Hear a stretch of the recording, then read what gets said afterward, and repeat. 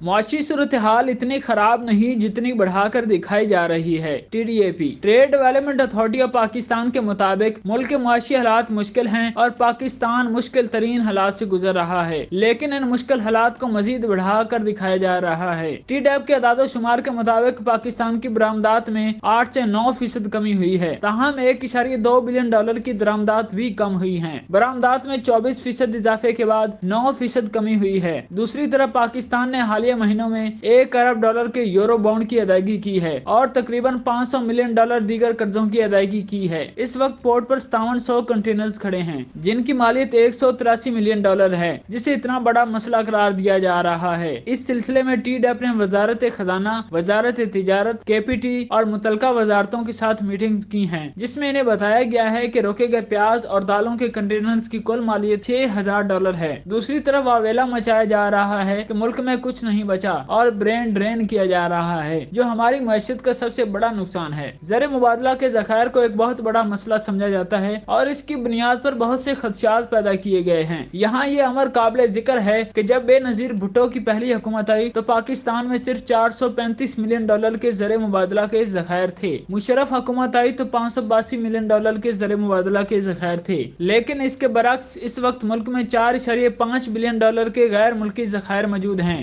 لیکن صورتحال ایسی پیش کی جا رہی ہے کہ جیسے ملک دیوالیہ ہونے والا ہے۔ دوسری طرف کاروباری حضرات کا کہنا ہے کہ TDAP کی اولین ترجیح ملک میں صنعت سازی کے ذریعے درآمدات کے متبادل کا فروغ ہونا چاہیے۔ اس سے ہمارا تجارتی خسارہ جو 2021-22 میں 48 ارب ڈالر اور رواں مالی سال کے پہلے 6 ماہ میں 17 ارب ڈالر سے تجاوز کر گیا ہے کو کم کرنے میں مدد ملے گی۔ اسی تجارتی خسارے کی وجہ سے ہمیں زر مبادلہ کے بحران کا سامنا ہے، جس کے نتیجے میں بینک LCs کھولنے میں مسئلہ کر رہے ہیں اور ہمارے ہزاروں کنٹینرز پورٹ پر پھنسے ہوئے ہیں، جس سے مینوفیکچرنگ اور انڈسٹریل سیکٹر کی سپلائی چین بری طرح متاثر ہو رہی ہے۔